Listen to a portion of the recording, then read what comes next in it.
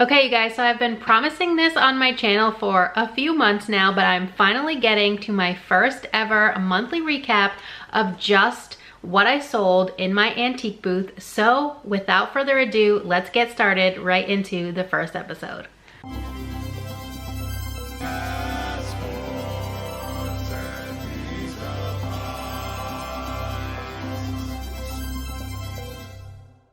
Hey guys, it's me, Kay, and you've arrived at my weird little corner of the internet. Welcome. If you're new here, I'm a part-time reseller, mostly on eBay and Poshmark and a few other online platforms, but today we are talking specifically about my local antique booth space in an antique mall where I physically sell items in my tiny little booth. So we're gonna do a recap of April. I realize we're almost in June by the time this video is going up. But it does take me some time to get this little paper that I have right here, which has a breakdown of everything that I sold in my booth for the past month. Any discounts that were given, like if I ran a sale, which I did do in the month of April, what the item is, what the actual amount that I made off of that sale is. And I've also added my cost of goods, things like that. So let's get into this video. So like I said in the intro, this is the first time I've done one of these, so the format may change over time. Please feel free to leave feedback, nice feedback, in the comments down below, and I will definitely take that into consideration. I'm not the best YouTuber out there. I'm not great with putting together videos, and this is something new for me, so we will see how it kind of develops as we go. But basically we're just going to talk about what I sold in the month of April in my antique booth space. A couple of like housekeeping items before we get started.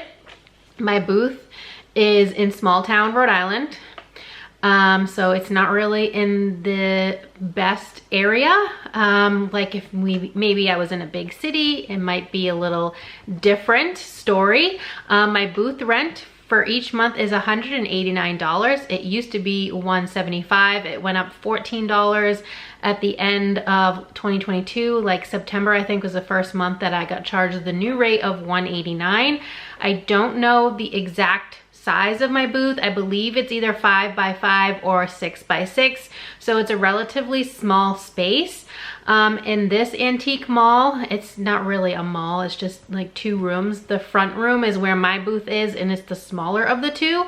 So it's kind of in an out of the way space, and unless you're familiar with the layout of this mall, it might be a little bit difficult to find because you have to kind of go in and to the side and around the back to find my space. So that's a factor. And also I do want to say that I never did this for the money, which is probably a good thing for me. But I just want to kind of show you guys what types of items I'm selling in there. I have seen a lot of comments from you that have started booths of your own, and so you were looking for more of this style content. I will also be doing some more booth tours, maybe some booth restocks in the coming months. So we'll see how that goes and how things progress there. But for the sake of this video, we're talking about what sold. So I won't have pictures of items like I normally do with my online sales, just because this is a physical store.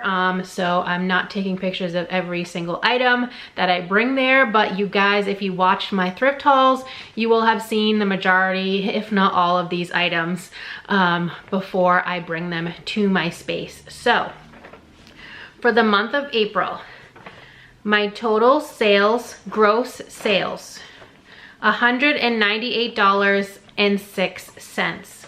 So if you remember, I said my booth rent was $189. So technically speaking, is it profitable? Yes, but I also have cost of goods. So a few more things before I get into the list of items that sold. I do not have to work at my booth. I know a lot of them, you have to work a shift. There was one in a neighboring state that I wanted to join that was infinitely more expensive, like 3-4 times the monthly rent. And I would have had to work 1 8-hour shift per month, otherwise pay an extra $99 a month. And that was not something I'm willing to do. I'm a single parent. I work a full-time job. And you know, I have my resale business on the side, and I just don't have time to devote to giving 8 hours of my life once a month to, you know, save $100 a month. So I didn't move forward with that. It probably would have been better because it was open all the time. My booth is only open 4 days per week. Thursday, Friday, Saturday, Sunday. It's not open all week. And Wednesday is dealer days, but I have a full-time job, so I never get there on a Wednesday. We also don't have any commission fees, which is wonderful, but they don't do any online marketing or any kind of social media marketing. None of that. It's just mostly word of mouth, which isn't the best. I honestly wish that they would hire someone to do kind of like a social media thing and get more interest and more people in there. But we do pay a very small credit card fee. So basically if someone comes and buys one of your items and they use a credit card on that transaction to pay, then I have to pay the 3% charge or whatever it is, 2.5%, 3%, something along those lines, but that's it. So I just pay my rent and then I have that credit card fee, which just automatically comes out. And I see that on this paper. This paper comes to me on the 10th of every month. It's available, and a check if you were above your rent price, and then you get your check. I usually don't get there exactly on the 10th because it depends on when I'm able to go. During that week, they could also always mail it to me. And up until this year, they did not have an online portal where I could sign in and see my sales. That's something they changed this year, and I'm so thankful for it because it saves me time. If I haven't really made any sales in the last week, then I know that I don't really need to go down there and restock some items. So that's been nice, and I don't have to pay anything extra for that. I'm sure some of that cost is built into the increase in price that we got at the end of 2022, but I really enjoy having that feature. But it doesn't show you which transactions were used with the credit card. So I don't have that until I physically get this paper in the middle of the next month. So let me count these items because I'm not great at this, and this is my first rodeo in this format, so I didn't go in and count how many items sold. So let's see, 25 items. And yeah, let's talk about everything that sold. So like I said, I'm not gonna have pictures, but I will tell you what I have sold. If I remember, where I got it or how long I had it there, I will give you that information as well. And I also have my cost of goods. So the first thing that sold was an elephant planter. It sold for $16. This had been in my booth for probably close to a year and a half, if not longer. I sourced it at the beginning of when I opened my booth, which I opened my booth in November of 2020. So we're a little over 2 years in. I paid $3.99. They did use a credit card, and that fee was 51 cents to me. So I made $15.49 and then minus the $3.99. Then the next couple sales were Pokemon figures. So I have in my booth a little tiny like wooden bowl, and in it I put these teeny tiny, they're like this big, literally, Pokemon figures, and they're not officially licensed Pokemon figures. Let's just say that. So they're not the correct colors. They just look like a Chinese knockoff, which is basically what they are, but they fly out of my booth. I don't know if it's like children coming in with their parents, and to keep them satisfied and happy so that they can shop, they let them buy these little figures, because I only price them at 2 for $1, so they're very inexpensive, but they fly out, and I just buy them from Facebook Marketplace. I put an order in every time I know that I'm running low. It costs me, I think, $13.91 with the tax and the shipping. So basically I'm essentially just doubling my money, but I just like to put them there because they sell so quickly and it gets people into my booth. People know that I have them, and it's worked well for me. So I did sell $6 worth of those. One of the, it must have been 2 different people because they were 2 different transactions. One of them used a credit card. I paid 13 cents for that fee. So I made $5.87 instead of the $6 for those 2 transactions. Okay, so the next sale was a Starbucks mug. And I have tried, emphasis on the word try here, to not pick up so many mugs because they just hadn't been moving for me on either Poshmark or eBay up until this past month, and I think I sold like 3 or 4 mugs and tumblers on those platforms this month. Like my first sale on eBay for this month will be on my May recap for $40 or more. It was also a Starbucks mug, but the ones that have been sitting for quite some time, I've been slowly moving over to my booth. I obviously don't charge as much over there because they won't sell, they'll just sit. But they've been selling consistently. I sell maybe like 1 or 2 mugs like every week. So this was the first one for the month of April. Again, a Starbucks mug. It got sold for $6. My cost of goods is 0 because this one just came from my collection and they used a credit card, so I paid 19 cents and got $5.81. Next was a ThredUp item. So a lot of the times from the ThredUp fun boxes and the jewelry boxes, if it's something that's unbranded that I don't think I can sell, that I don't want to bother to list because that takes time for me, a lot more time than just writing out a little number on a tag, attaching it and bringing it down to my booth with a bunch of other stuff. So that's what I've been doing with a lot of these items. So this was a Chloe and Isabel bracelet that I got from ThredUp. I paid $4.44 for everything that I got in that jewelry box, and it only sold for $8, but it's out of here, it's gone. They used a credit card. I paid 26 cents for that fee and got $7.74, so not a great sale. Next, I sold another $10.50 worth of them little Pokemon figures. Like I said, they sell really quickly for me. And only one of them used a credit card and I paid 5 cents. Next is a Fiesta mug. So I just recently, in the last like month and a half or so, picked up 3 Fiesta ware mugs because I had heard of other people with antique booth spaces selling a lot of Fiesta ware, and so I wanted to try it. My cost of goods was 82 cents for each mug, and I got 3 of them, and then I sourced another one recently at the bins, and I brought that one down there just last week. But this is the first one to sell. This was the red color and it sold for $8. Again, my cost of goods was 82 cents and they paid cash, so even better. Next, I sold a pair of brass bear candlesticks. I've had these for a couple years. I tried to sell them around Christmas because, you know, they're like little brass bears for your candles, and I figured Christmas was a good time for them. But they didn't sell for the last 2 Christmases at the booth. I even listed them on eBay for a little bit and they just weren't moving. So I don't know, but they sold for $10. This is the first sale where I started my 20% off sale. So in the middle of the month, this was from 4/20. So on 4/20, I started a 20% off sale in my booth. All I have to do is go up to the front desk, say I want to run a sale. They ask me when I want to run it through, and they'll print out a paper, and either I or them, they will stick it in my booth somewhere so that they know. And yeah, so everything from here on through the end of April was on a 20% off sale because I knew I wasn't going to do well this month, and so I wanted to at least make a little bit more money than I may have otherwise, so I ran the sale. So these sold for $10 with the 20% off. They were $8 and they used a credit card, so that was another 26 cents that I lost.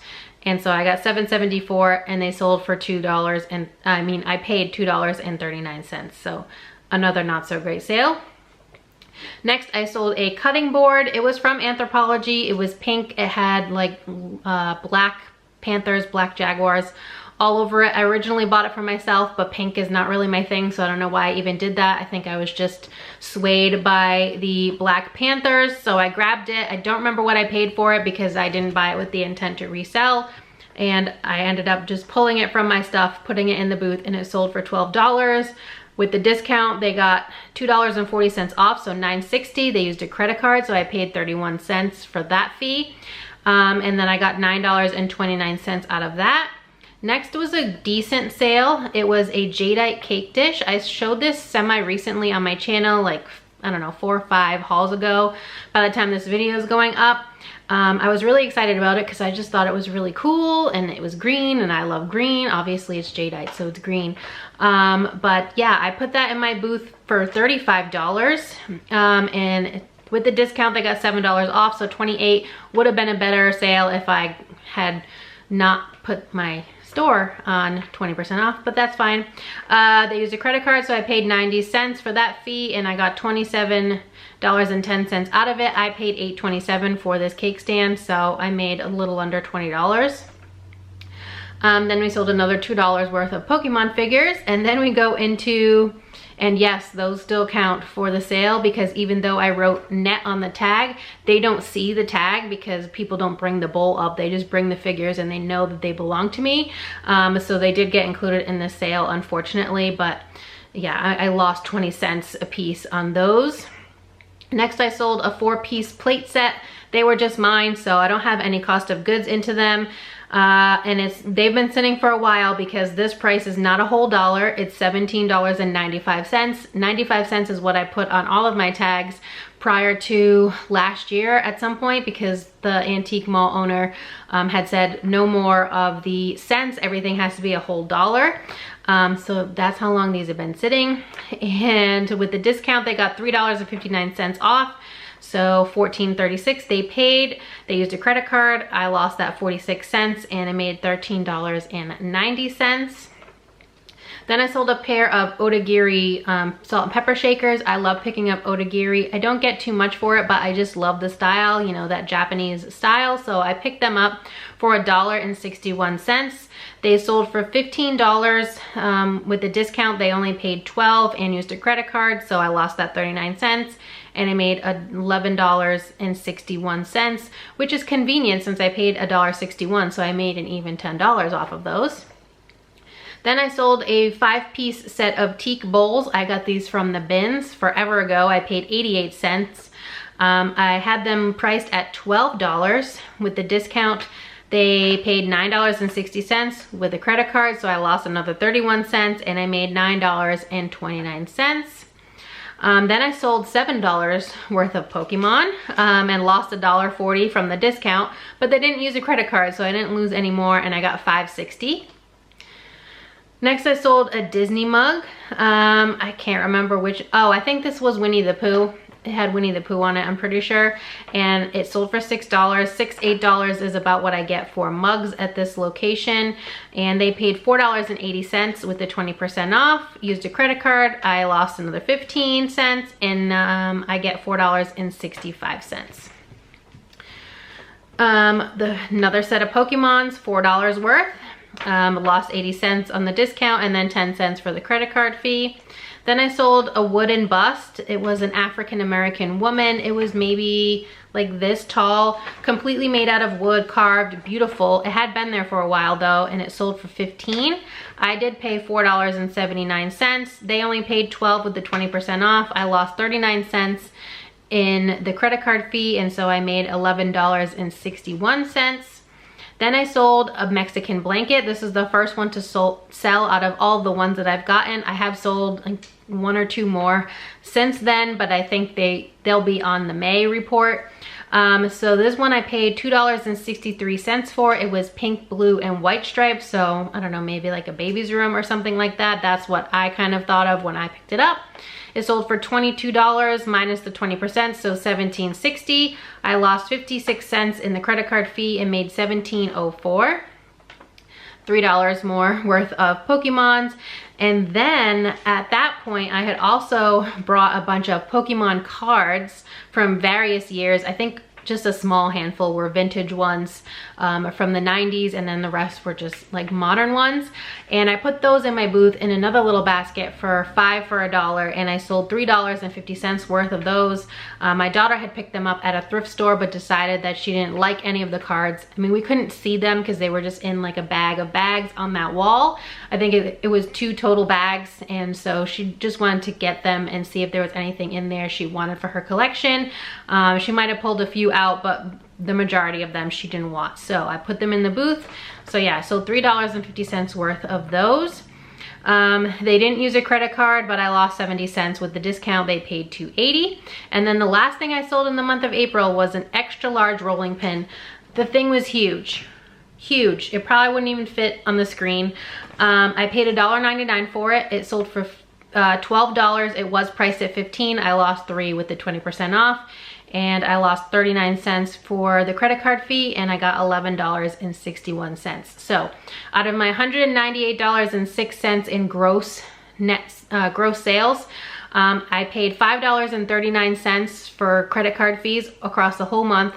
So the final amount was $192.67 minus $189 for my booth rent, gave me a check in the whoppingly high amount of $3.67. So not great. So yeah, out of that $3.67 check that I got, you know, that I was like jonesing to get in the bank because it was such a big amount, I paid $31.81 for everything that I just shared with you that I sold, which does not include the amount that I paid for the little Pokemon figures, because I record that separately as an expense for my business, if that makes sense. It's easier for me to do that versus try to, you know, put a cost of goods associated to each tiny little Pokemon figure that's like half an inch tall.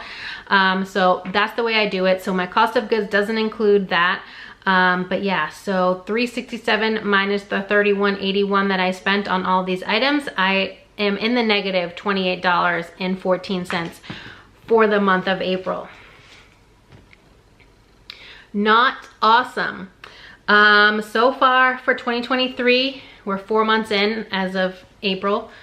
I've only been in the positive once. It was January, and then I've been slowly going down, down, down, February, March, and April. So things are not going great, but like I said in the beginning part of this video, I never did this for the money. You can ask anyone that knows me, because I went into this saying that I don't really care if I lose a little bit of money each month or if I make a whole bunch of money. I just want to do it because it's fun for me, because I don't like shipping hard goods and breakable items, but I love to find them in the thrift store, and I have a very small home. And even though I am a maximalist at heart, I know that I cannot keep everything that I love. Also, not everything that I find that I think is cool fits with the aesthetic that I'm going for, but someone else might love it. And so I really just wanted a physical place where I could put these items up for sale and someone might come along and love them as much as I did and want to buy them. So I wanted to have that instead of, you know, bringing home breakable items or little weird critter things that I like to pick up and trying to list them on eBay and then having to also store them in my house or in my shed. It didn't make sense for me, so I really wanted to have that, and so I went out and I got an antique booth space. So it's just something that brings me joy, if that makes sense. No, it's not the smartest decision financially, but then this is a big but, and it's very important. But as of right now, I am at a point in my life where I have a decent paying full-time job. I have my semi-successful online resale business. So I do have a small amount of extra funds where if I am down, you know, $28 one month or $35 the next month, it's really not going to affect my lifestyle, if that makes sense. And I know that this is not true for everyone, so please don't come for me in the comments. I'm just sharing my experience. That's all that I can share with you guys because it's mine and mine alone. And you know, would I recommend to everyone to go out and get a booth and just be in the red every month? No. But if it's something that brings you joy, and sometimes it's good and sometimes it's bad, and you have the not really disposable income, but we'll use that word because it's easier. If you have the disposable income where it's not really going to hurt you, it's not going to be a negative impact on your life. Like me and my daughter are not going to go without food because I lost $28 on my booth this month, you know, that kind of thing, then I say do it. You might be way more successful at it than me. I have a lot of friends who also sell in the same antique booth, antique mall rather, and they are very successful at it. It's just I don't know. I don't know if it's me, what I pick up isn't what people are looking for, or if I'm not pricing properly, or if maybe it really just is the physical location of my booth because it's in the front room where not as many people go. Most people go into the bigger back room, and it's kind of on the back side of the front room. And I wish I could explain it to you. Maybe next time I go in there and take some footage, you know, walking around the mall, I'll kind of try to explain where it is. But basically, when you walk into the mall location, you have right here on the right hand side when you walk in is the cash register, and then there is one route in front of you, like a doorway and a hallway that goes into the second bigger room. And then to the left, there's a few booth spaces that way, and then around the corner is mine, and then there's a very small hallway that also goes into the back room. But when most people come in, they go straight beeline for the big hallway because they can see that it opens up into the big room, and so not as many people, I think, go over into where my booth is, and I think that's a big detriment to my success there. And I'm not blaming it all just on the physical location of my space, but it is a bummer. I feel like I almost did a little bit better when I had the smaller booth that was in the big back room, but I don't want to downsize at the same time because I do not have space for all that stuff to come back into my home. So I don't know. I think I need to really take some time, maybe take a Wednesday off from work, which is dealer day, and really go down there and kind of reorganize everything, make everything look nice, not so cluttered, and then see if that does anything to kind of, you know, spice things up, zhuzh it up, I guess. So more to come on that, but yeah, that's everything that I sold for the month of April 2023 in my antique booth. Yes, I still got a check, but was it good for me? No, it was not. Maybe May will be better. We only have like 4 days left on Memorial Day weekend, and so far I'm pretty far from my rent. So we'll see how things go. But yeah, definitely don't recommend it for everyone. I just really enjoy it. Like, it brings me a lot more joy than just buying stuff at a thrift store and listing it on Poshmark and eBay. So I'm going to continue with it as long as I can without it negatively impacting my life. So that's everything for this video. I'm sorry if the format was a little weird. Like I said, I don't like come into this with a script or anything. I'm just kind of spitballing here with you guys. And I know a lot of you have been asking for more content regarding my booth. So as time goes on, things will definitely get better. Hopefully I will have the layout a little bit more nailed down for these videos, but it might take some time. This is the first one in this series, so thank you for bearing with me, and thank you so much for watching, especially if you made it to the end of this video. If you did, please leave a green heart emoji in the comments down below. You guys are the real ones, the MVPs, the A1s from the day ones, and I appreciate all of you. If you enjoyed it at any point, please give it a big thumbs up. It really helps me out here on YouTube to know what type of content you enjoy seeing from me. Please let me know in the comments down below also if you have any suggestions for the format of this video. If you have any questions, I'll do my best to address them in the next one, and I hope to see you next time. Bye guys.